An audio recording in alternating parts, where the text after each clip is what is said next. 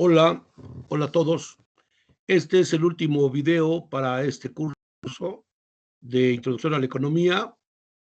La temática es comercio internacional, eh, balanza de pagos y tipo de cambio. Todo esto tiene que ver con la macroeconomía y estamos hablando de las relaciones de un país con el resto del mundo. Desde tiempo inmemorial, desde hace muchos años, con la división social del trabajo, comenzaron a aparecer las especializaciones entre los distintos pueblos de acuerdo a sus recursos naturales y a sus ventajas que tenían para producirlo. Desde luego también su clima,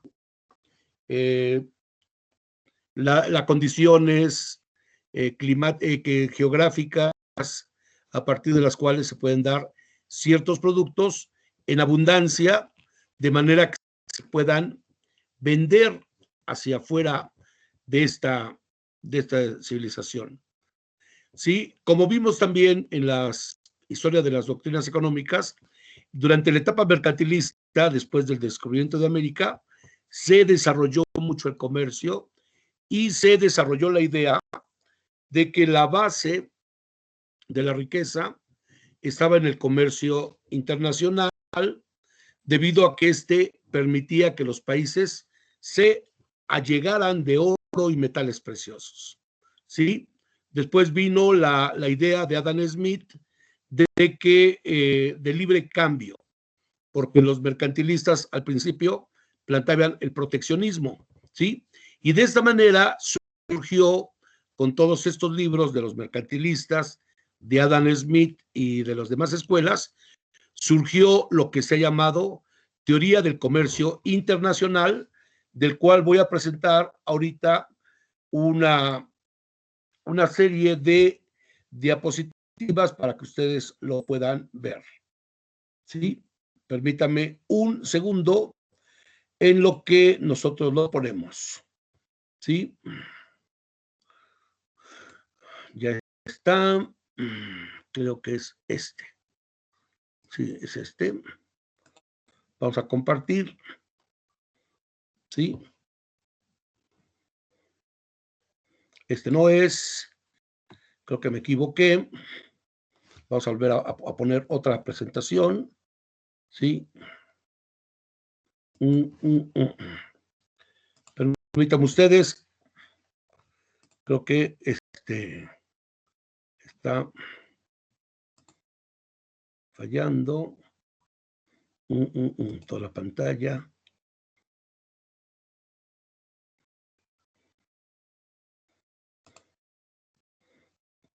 Dios mío, en pleno video. Me está fallando.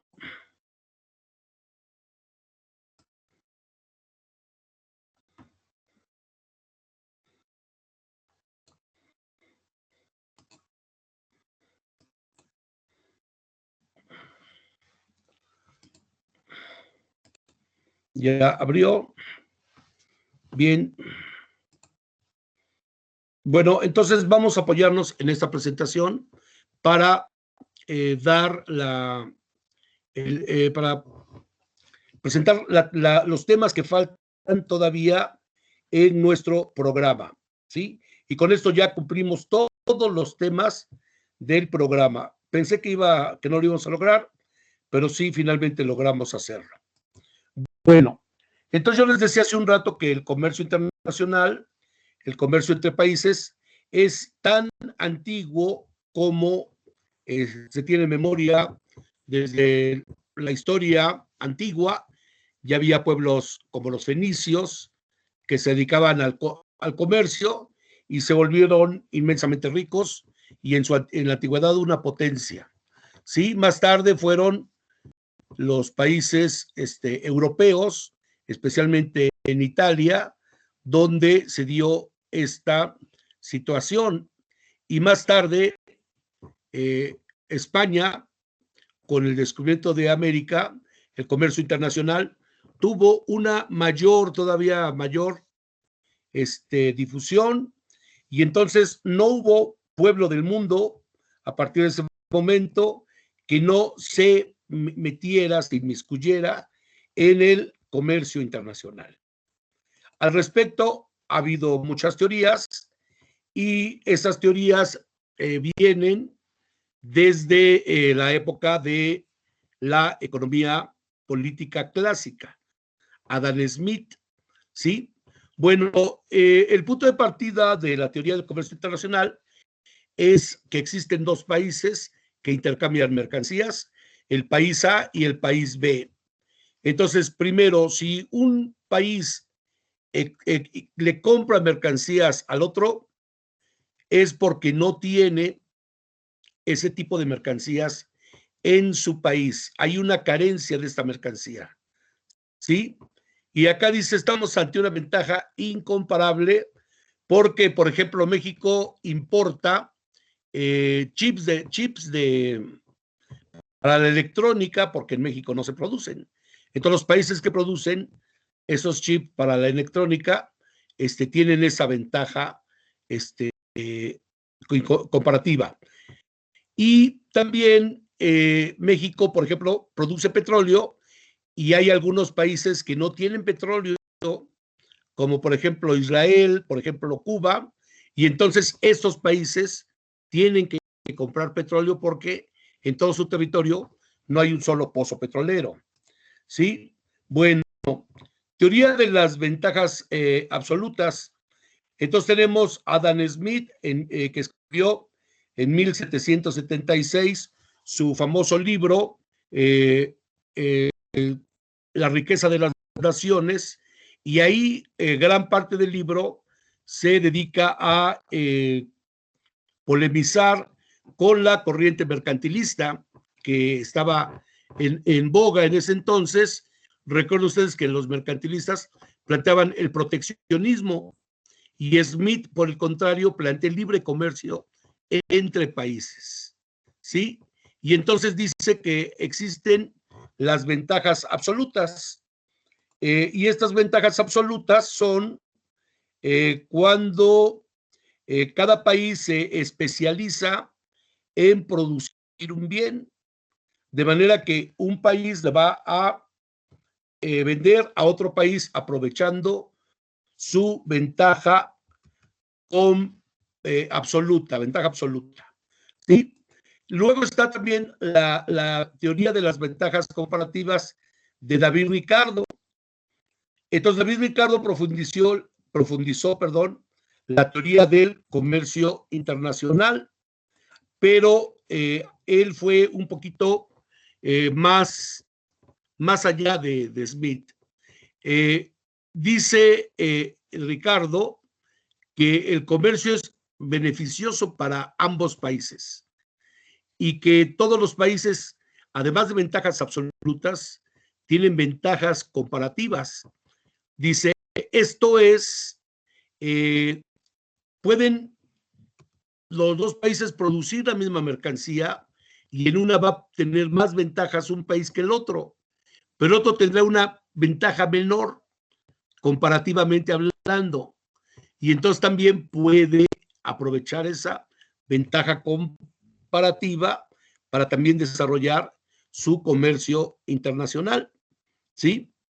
Bueno, luego, en esta teoría de las ventajas comparativas, vamos a leer una cita de David Ricardo. Dice David Ricardo, los países deberán especializarse en lo que sean más eficientes y luego intercambiar estos productos, pues en este caso se beneficiarán ambos países. Esta cita es tomada de su libro Principios de Economía Política. Dice, en este caso, ambos países se beneficiarán gracias al comercio internacional, ya que ningún país es tan ineficiente como para quedar fuera de este mercado. Todos se beneficiarán por la especialización en la elaboración de un producto determinado. Además, el comercio debe ser libre, sin ningún tipo de barrera o arancel. En este sentido, ambos economistas, Smith y Ricardo, coinciden en que el comercio debe ser libre sin ninguna restricción. Recuerden que los mercantilistas planteaban un monopolio comercial y un proteccionismo. Bueno, el comercio internacional se desarrolla a nivel mundial y en la actualidad no hay un país que no venda algo, que no reciba también mercancías de otros países. Y entonces, desde mucho tiempo atrás, los países estaban muy preocupados por mantener sus cuentas nacionales en lo referente al comercio internacional. Y entonces surgió este concepto de balanza de pagos, que es un documento contable donde se registran sistemáticamente el conjunto de transacciones económicas de un país con el resto del mundo. Y acá tenemos abajo un ejemplo de balanza de pagos de un país a lo largo del tiempo, ¿sí? Y más adelante lo vamos a explicar en qué consiste cada una de ellas. Bueno, la balanza de pagos tiene una estructura, perdón, jóvenes, tiene una estructura, tiene formada fundamentalmente en 3 partes y un resultado, ¿sí? Un resultado de esas 3. Y hay una balanza de cuenta corriente, hay una balanza de capital y hay una balanza financiera, ¿sí? Y esas 3 balanzas se van sumando y restando, de manera que vamos teniendo un saldo, ¿sí? Y entonces hay ingresos, cuando al país ingresan divisas, y entonces entra dinero, pero hay una contraparte, y son los pagos. Y entonces los pagos es lo que tenemos que pagar por diversas actividades, ¿sí? Bueno, nos vamos a la siguiente lámina. Aquí está nuevamente la estructura de la balanza de pagos que ya se había mostrado aquí, pero aquí un poquito más sintetizada, ¿sí? Que la balanza de pagos está compuesta por 3 grandes balanzas o 3 grandes cuentas: la cuenta corriente, la cuenta de capital y la cuenta financiera. Ahora veamos esta cuenta, la cuenta corriente, y se llama balanza de cuenta corriente, y está compuesta por la balanza comercial, que ahorita decimos lo que es, está compuesta por la balanza de servicios y la balanza de transferencias.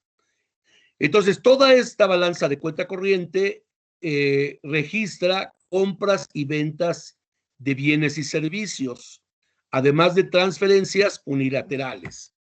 Entonces, tenemos esta balanza comercial, es las exportaciones menos las importaciones de bienes corrientes, de mercancías, pero también servicios.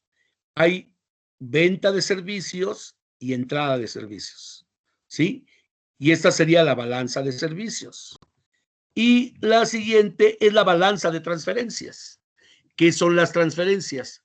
Son las entradas de dinero o salidas también de dinero que no recibe ninguna contraprestación, ¿sí?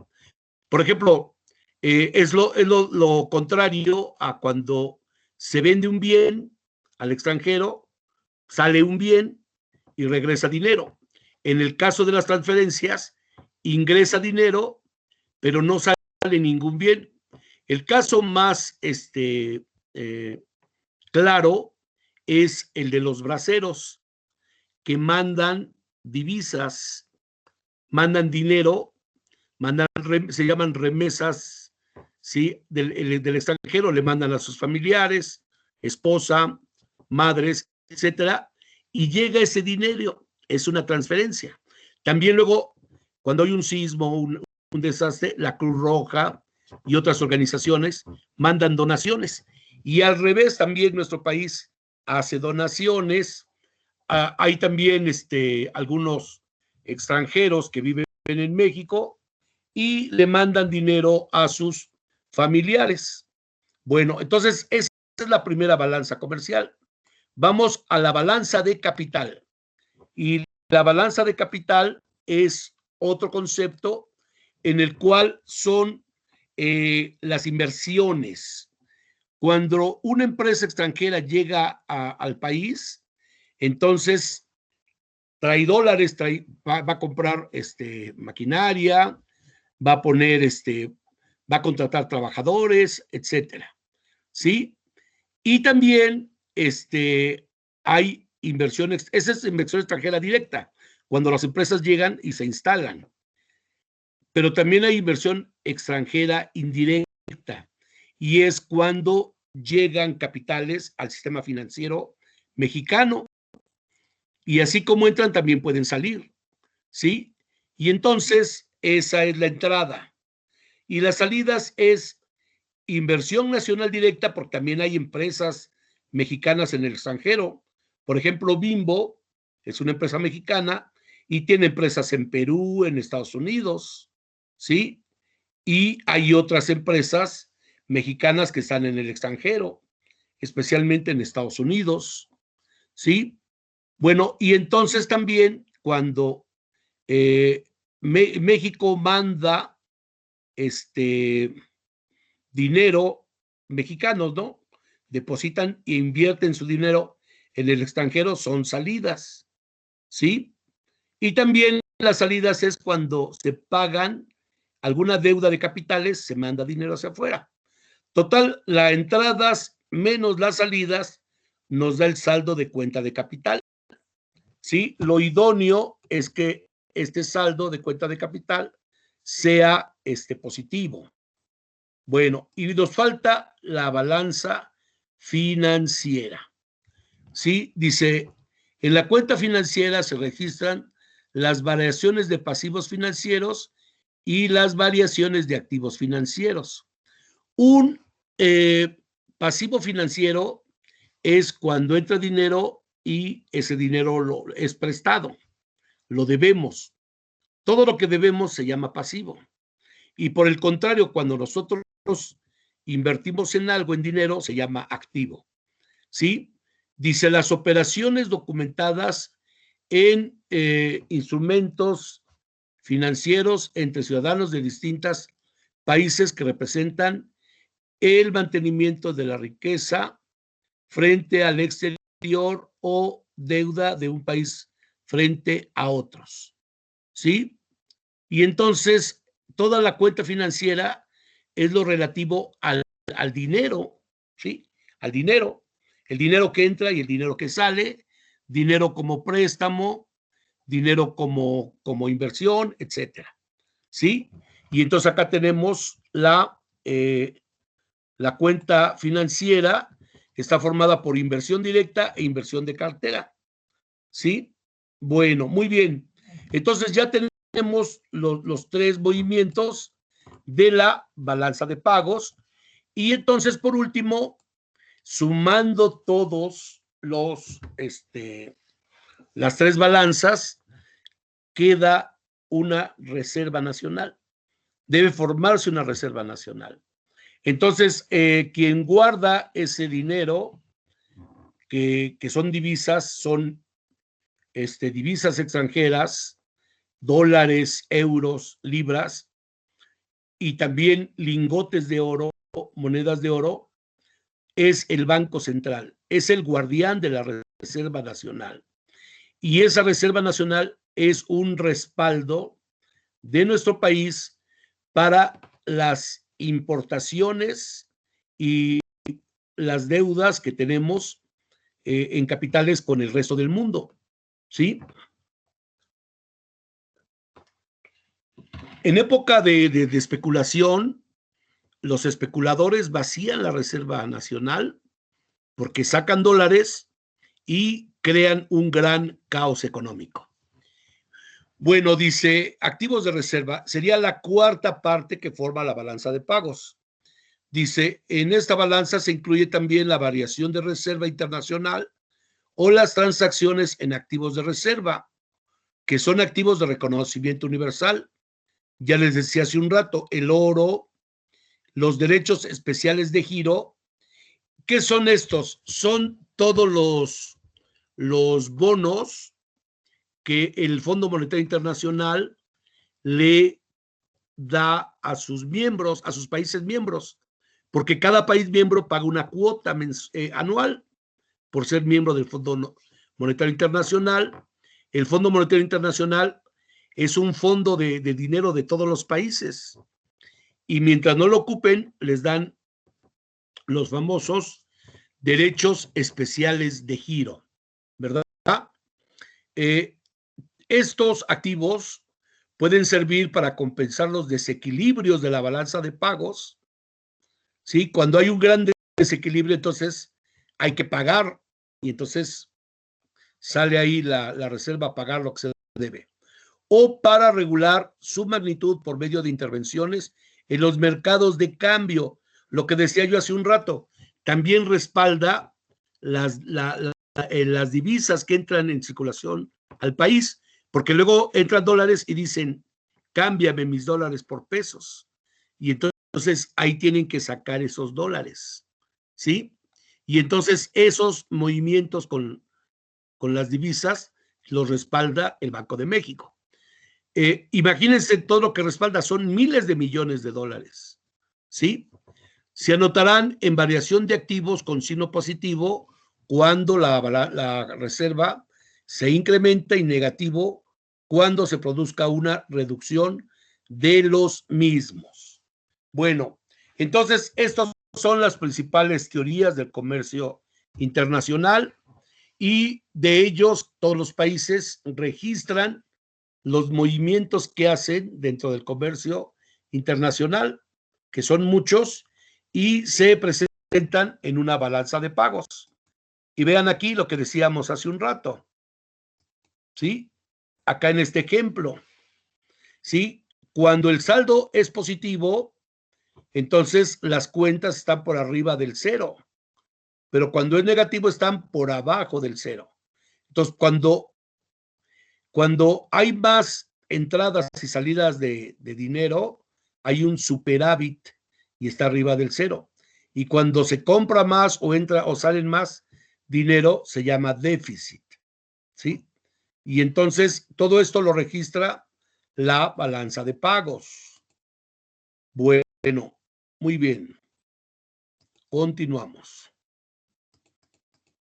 Y entonces ahora pasamos al tipo de cambio, que además con esto sería el quinto indicador macroeconómico que estudia, valga la redundancia, la macroeconomía.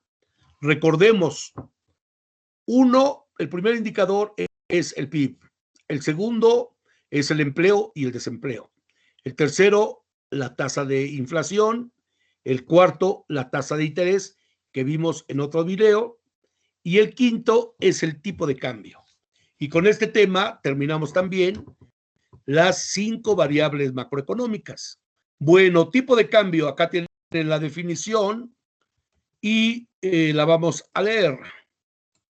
Dice, el tipo de cambio es el precio en moneda nacional de una moneda extranjera, ¿sí? Y entonces, por lo tanto, cuando hablamos, ¿cuál es el precio del dólar? Decimos 20 pesos. Y entonces estamos diciendo el tipo de cambio. El precio del dólar, 20 pesos. Y entonces hay una proporción entre una moneda extranjera y la moneda nacional. Pero entonces nos preguntamos por qué a veces llega a 21, a veces a 22, y luego va bajando a 20, a 19, etcétera. ¿Sí? Bueno, acá dice, la moneda extranjera, su precio se determina por la cantidad de divisas que existan en el interior del país, de esa divisa extranjera, ¿sí? Y por lo tanto se determina por la oferta y la demanda.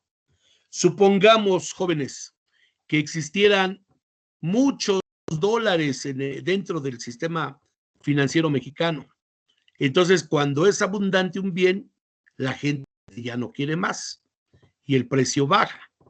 Por el contrario, ¿qué pasaría si hubiera escasez de dólares y quisiéramos viajar al extranjero, comprar algún bien extranjero? Entonces requeriríamos de esos dólares y la demanda subiría. Y entonces, al haber escasez, se eleva la demanda y el precio sube. Y al subir el precio de una moneda extranjera, el peso nacional se devalúa en relación a esta moneda. ¿Sí? Bueno, ¿cuáles son las principales monedas con las cuales México tiene relación? Con el dólar, fundamentalmente, ya lo dijo don Porfirio Díaz, pobre de México, tan lejos de Dios y tan cerca de los Estados Unidos. ¿Sí? Nuestro país tiene el 85% de su intercambio comercial lo hace con Estados Unidos. Por lo tanto, el dólar, el precio del dólar, es un indicador importantísimo para la economía mexicana. Pero hay otras divisas también muy importantes que entran y salen, y acá tenemos un billete de 5 euros. Los euros son las principales divisas con las que nuestro país se relaciona, ¿sí? Pero desde luego hay otras monedas. Está el quetzal guatemalteco, la libra esterlina inglesa, está el yuan chino, que es una moneda muy fuerte, el yen japonés, el dólar canadiense, el peso chileno, el real brasileño y así por consecuencia. ¿Sí? Bueno, dije hace un rato que el tipo de cambio es el precio de la moneda extranjera y por lo consiguiente se determina por la oferta y demanda. Bueno, entonces hay oferta de divisas, hay oferta de dólares, ¿sí? Y esto fundamentalmente es por el ingreso de capitales, por las exportaciones. Si un país exporta mucho, va a recibir muchos dólares, ¿sí? El caso de China, China en la actualidad es una potencia comercial y el yuan chino está bien revaluado y es una moneda muy fuerte. No, el caso de México depende mucho de la especulación. No quiere decir que nuestro país sea un país débil. México es la 13ª o 15ª país más importante del mundo. Y México exporta mucho. México es un país muy grande de 130 millones de personas y es un país muy importante. Ha tenido grandes crisis por los gobiernos que hemos padecido, por la especulación con el dólar, la gran corrupción que ha habido, ¿no? Que esperemos que ya no regrese jamás. ¿Sí? Bueno, entonces el aumento de las exportaciones aumenta la oferta de divisas. La entrada de turistas del extranjero, cuando llegan muchos turistas, bueno, hoy no por la pandemia, pero llegan muchos turistas y traen sus dólares. Los trabajadores mexicanos mandan remesas a México y eso es muy bueno. Pero también luego sucede que pedimos prestado al extranjero y entran, ¿sí? Y eso es entradas, ¿no? Donaciones, transferencias, la Cruz Roja nos manda dinero. Los artistas, cuando fue el temblor del 17, Madonna, Lionel Messi y otras personalidades mandaron dinero, ¿sí? Pero también hay salidas y entonces la salida afectaría la demanda, que es esta curva que va descendiendo. La que dijimos anteriormente es la oferta, va aumentando. Bueno, regresemos a la oferta. Si entran muchas divisas, aquí estaría la oferta, es curva vertical, entonces se desplazaría la oferta hacia la derecha, ¿sí? Y entonces trazaríamos una curva así. Y entonces esta curva quedaría ahora en esta línea. Y por lo tanto el precio de la divisa baja por la oferta de dólares, baja. ¿Qué pasa cuando es al revés? Hay aumento de demanda porque hay más importaciones, turismo mexicano al extranjero, pago de intereses de deuda, salidas de utilidad de la inversión extranjera, y entonces la demanda es la que se desplaza hacia la derecha. ¿Y qué pasa con la divisa? Sube, vean, sube de precio, de E0 a E1, y entonces ya subió de precio el dólar y ya se devaluó la moneda, ¿sí? Y entonces esto es lo que sucede porque hay devaluaciones y porque debe haber revaluaciones. En este año, jóvenes, tuvimos esos dos efectos, ¿sí? A principios de año el dólar estaba como en 19 pesos. Vino la pandemia, iba a decir la maldita pandemia, y llegó a estar el tipo de cambio hasta 25 pesos por dólar. Y entonces fue terrible. Y entonces poco a poco la economía mexicana se fue estabilizando y todas las economías del mundo se fueron estabilizando, de manera que ya no hubo tanta demanda de divisas y hubo entradas de divisas en México. Los braceros mandaron mucho dinero, bendito sea Dios, y hubo un superávit comercial, existe, y entonces no ha habido fugas de capitales, y entonces el dólar se ha bajado de precio, se ha reevaluado, y en la actualidad el dólar ya está en menos de 20 pesos. Está otra vez en 19 pesos por dólar. Si no, imagínense cómo estaría la economía nacional ahorita. ¿Cómo le estarían pegando al presidente López Obrador? Si de por sí lo están jode y jode y jode. Pero afortunadamente no ha sucedido nada catastrófico para bien del país. Bueno, con esto terminamos, jóvenes. Con eso terminamos nuestra presentación de nuestro video de esta clase. La tarea se las dejo, se las envío a su grupo, ¿sí? Y es la última tarea. La fecha de entrega va a ser el próximo domingo o el próximo de este lunes. Mañana es 30 de noviembre. El lunes 7 de noviembre sería la fecha límite para que ustedes suban todas sus tareas, ¿sí? Bueno, que están pendientes, no crean que desde las primeras. Nos vemos, chicos, pásenla bien y les mando instrucciones de esta tarea. Muchas gracias.